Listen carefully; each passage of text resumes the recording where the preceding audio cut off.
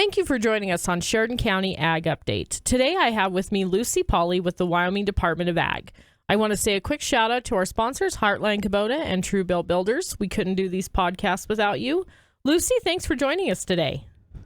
Thank you so much for inviting me. I'm happy to be here. You bet. So before we got started, I was telling you that, I grew up in the ag industry around Sheridan here and done 4-H, FFA, all those sorts of things, and had no idea till I got in contact with you what all programs the Wyoming Department of Ag has. We sure do. We provide a lot of services to the ag industry, and I don't think all of those are visible to the public every day. Right. Excuse me. I actually had a gal from the VA contact me just earlier this week and wanted me to visit with you about one of the programs you have, which is the Wyoming Ag Stress and the high rate of suicide amongst our ranchers out there. And I think there's probably a stigma. I know my father was that old school rancher that you didn't ask for help, you didn't talk about it, you just sucked it up and went through the day and did the best you could. And I think there's probably a lot of that stigma still out there. There absolutely is, and I think in Wyoming we face a lot of challenges. So you're right that the suicide rate amongst ag producers nationwide is too high, and it's higher than most other professions, including that of veterans, which I think is a statistic that flies under the radar. And then when you couple that with the struggles we have in Wyoming with isolation and lack of services in every community, with the kinds of folks that go into agriculture who are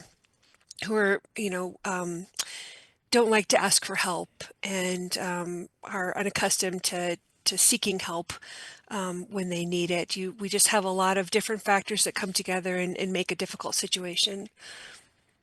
Well, and I think one of the things that probably people don't think of is just like what happened up here last year with the fires. A fire comes through and wipes out your entire herd of cattle, 200 head. That was your paycheck for the year. Now Right. You're facing, what do I do? I have loans. How do I pay this off? How do I make it the next year? How do I buy cattle again? The same with if a hailstorm comes through and hails out your wheat crop. There went your whole year's profit, and a lot of these folks probably suffer in silence. Right, absolutely. That is very true. When you look at the the causes of stress for ag producers, you hit on several of those. Natural disasters, the weather. The state is not doing great for snowpack right now, and we know that can change. But it's definitely something that folks think about and worry about as the season progresses. You've got different issues with the markets. You've got, there could be things happening at home as far as one of the big causes of stress for ag producers can be how to transition that farmer ranch to the next generation. And, that can be an issue. You may have elderly parents that you're looking after.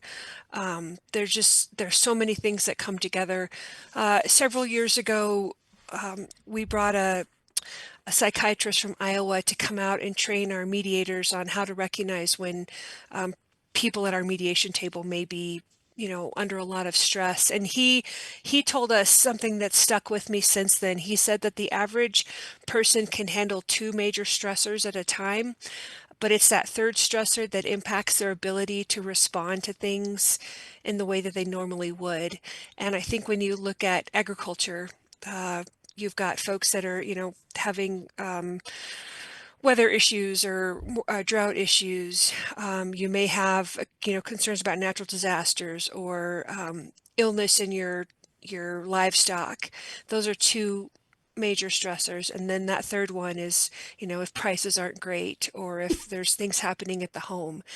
I think, a lot of our producers are probably handling those 3 major stressors at any given time, and that's unfortunate.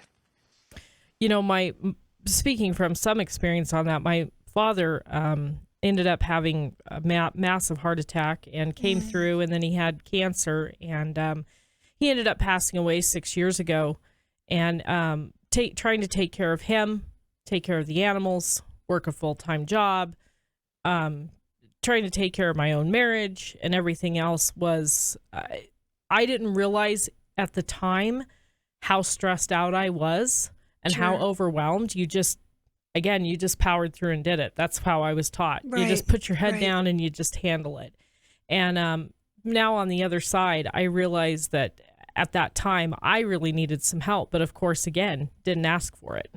Sure, absolutely. One of the resources we have available right now is a counseling voucher program for folks involved in agriculture, and this is funding through our governor's office, and basically it's up to 6 sessions with a behavioral health provider of your choice, and there's no paperwork, there's no application or anything like that. The providers work directly with, we've contracted with an organization to run the funding, but they work directly with the organization to get reimbursed. So if there's anybody in your area that is thinking about, they'd like somebody to talk to, or just somebody to meet with a few times to get a different perspective, we have that available for anybody involved in ag. They can be folks in rodeo or FFA, or even living on a small acreage and have some animals they're looking after. We want it to be as accessible to as many people as possible. So they can contact our agency for more information, or they can also talk to their behavioral health provider to get more information. Great. Okay. Well, maybe let's, hit on some of the other programs that you have that people might be a little bit more familiar with, weed and pest, the rodent control, things like that. You guys kind of handle those?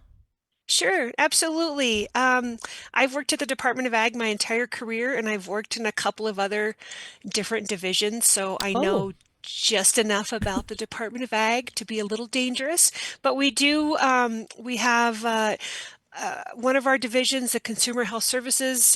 They inspect restaurants, grocery stores, daycares in counties that don't have a county health department. So we have inspectors all over the state that are providing those services, inspecting meat plants, anything related to food and the consumer. We have another division, our Technical Services Division, that is their focus is weights and measures and pesticides. So they inspect scales, livestock scales, grocery scales, gas pumps, any sort of measuring device that involves consumers. They also run our pesticide program, where they license commercial and private applicators who are applying pesticides. We have partnerships with all of the 23 weed and pest districts across the state. We have some grant funding that flows through our agency, and then we also work hand in hand with them in the programs that they do. We have a analytical services lab in Laramie that analyzes products from across the state. As far as I know, they look at gasoline samples to make sure that they're the formula they're supposed to be. They will test water, well water for people. And then we have our Natural Resources and Policy Division that I'm in, and we, besides the work that I do in the mediation program, my colleagues comment on federal policy decisions that impact agricultural producers, like any sort of work on the Forest Service or BLM land. They comment on those on behalf of the ag industry. And then we also partner with the conservation districts. We provide some pass-through money to them, and then try to help them with the programs that they're operating too. Quality Kubota machinery and customer care from the heart. Proudly serving Sheridan and the surrounding area since 1996. Go online to heartlandkubota.com or stop by Heartland Kubota, 2450 Heartland Drive. Well, great. You touched on something that I really wanted to talk about, because I think in this day and age, we kind of talked about it with the ag stressors, but the succession of the family farm or ranch to the next generation. And is that where your mediation program comes in to help?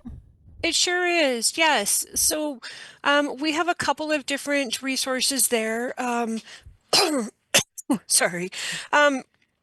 We have some individuals that we contract with who have been trained as farm succession coordinators, and we use the term farm to mean any sort of ag operation, even though I know in Wyoming people have very strong opinions about the differences between farms and ranches. But we have folks who have gone through a certification process, and we can help families who are looking at the issue of how do we transition this operation to the next generation. We have a really good workbook that we use with them, and it's basically helping them figure out where they are, where they want to be, and then how do they get there. And the farm succession coordinator services are all provided at no cost to the families. We have a grant from the U.S. Department of Agriculture that helps us with that. So that's one area that we can assist in. And then we also have our mediation program to help when families are involved in a conflict. Those are usually after someone has passed away and has left the ranch to, 3 adult siblings who don't want to work together and have to figure out how do we divide this up in a way that works for everybody. So we've been providing mediation in that area for quite a while. And that can be a good way to help people work that out without having to go to court. And then our farm succession services are a little newer. We've been doing that in the last couple of years, but we're able to just help families have those difficult conversations and move forward with a plan that works for everyone. Well, I know that, my little place that I have went from my grandfather's to my father, now to myself. And we actually had to sell land off when my grandparents passed away because of inheritance tax and everything else. Thankfully, my dad had went and talked to his attorney and his accountant, and we were able to do that. But I do remember the stress it was on him and his siblings that there was. My grandparents just didn't do that. That wasn't a thing back in the 90s. But, right. I'm thankful I was able to get that. Unfortunately, it's not always a thing. It's not always a thing in the 2020s either. Yeah.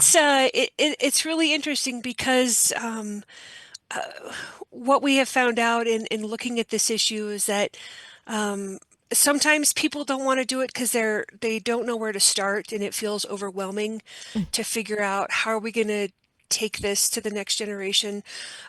Sometimes people will follow the model that the previous generations did, which was we don't tell anybody about it and they just find out when they read the will. Yeah. And then, other times they're scared to have those tough conversations because they don't want to hurt feelings, or it can just be difficult to decide how do we carry this thing forward. But I think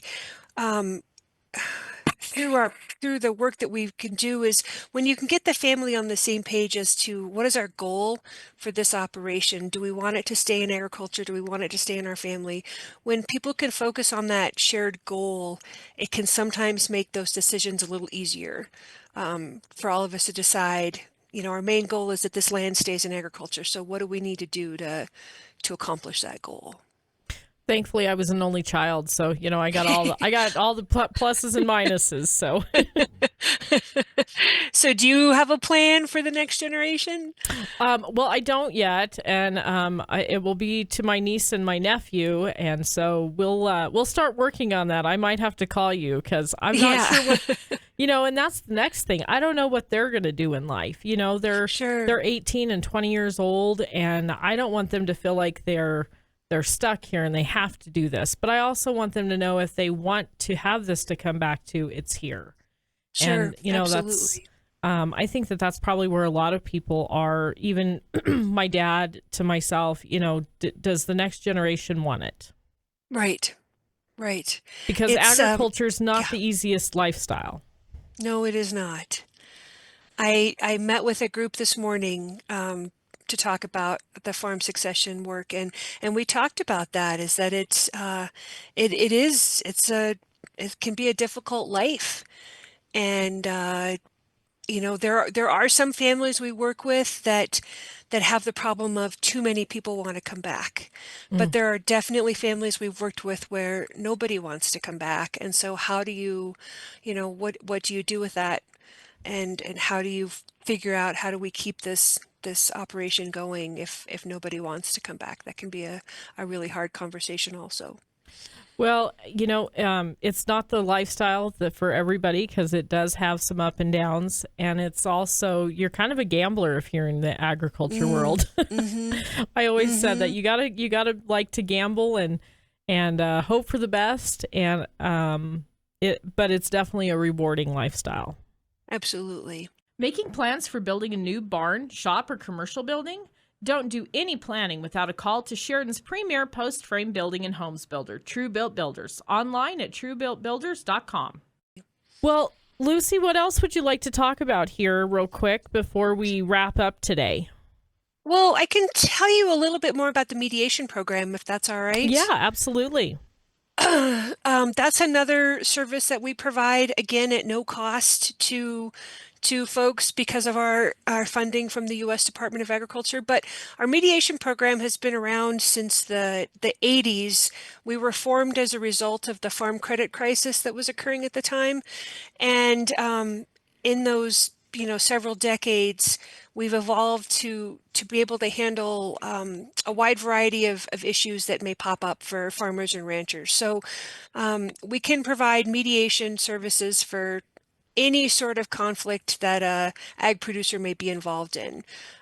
We do things like neighbor disputes. I'm sure nobody in Sheridan County has a problem with their neighbors, right? But every once in a while, we'll get folks that call and having disagreements over fence or a shared road or livestock trespass. That's a big theme in our summers. We get a lot of calls about water, folks that share an irrigation ditch and the different conflicts that pop up around that. We can also mediate issues like the U.S. Department of Ag offers mediation as a step in their appeal process. So if somebody applies for a loan that's with the Farm Service Agency, or it's an FSA guaranteed loan through their lender, and they're turned down for that loan, they can appeal that decision through mediation. People that graze on the forests and get issued an adverse decision letter through their, something wrong with their grazing permit, they can request mediation through that. And then we also, like I mentioned some of the estate planning issues. We get mediation calls there for people that are, like I said, trying to figure out how to divide up an estate or how to divide up a trust, and they don't want to be partners, or they don't want to own something jointly. And then any issues involving like ag businesses. So if somebody has has provided a bunch of irrigation pipe and are having trouble getting the customer to pay that bill, they can request mediation for that. So generally just anything involving a dispute between an ag producer and someone else, we have mediators available. And mediation is it's mediators aren't judges. They're not deciding who's right or wrong. They're just helping the people talk about the situation and then come up with a solution that works for everyone.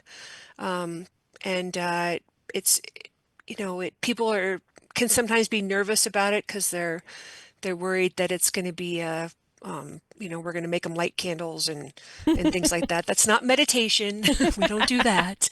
But it's really a straightforward process where we just, tell us what's been going on, what's the conflict, how would you like to see it resolved?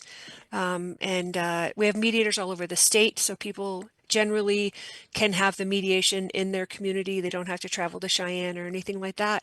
And we're available to help. Great. Well, I assume that anybody who's interested can go on to the Wyoming Department of Ag website, and they can get a hold of you through there, do some more research about the programs. Absolutely. I kind of went through the page today, and there was a lot of information there. So if you have questions, go there and you can get a hold of Lucy, and I'm sure she can help you out. Absolutely. Well, thank you so much for being upon the podcast today. It's been hugely informative, and I really appreciate your time.